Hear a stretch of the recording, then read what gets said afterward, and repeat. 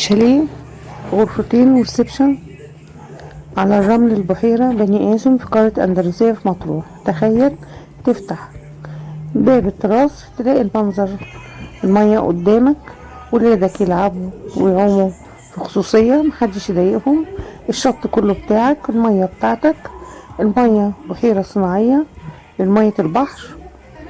كل ده هتتمتع بيه لو حجزت عندنا الشاليه ده. يلا مستني ايه؟ مستنيينك تتصل بينا وتحجز وتتمتع بمنظر اللي قدامك ده لو حجزت عندنا الشاليه.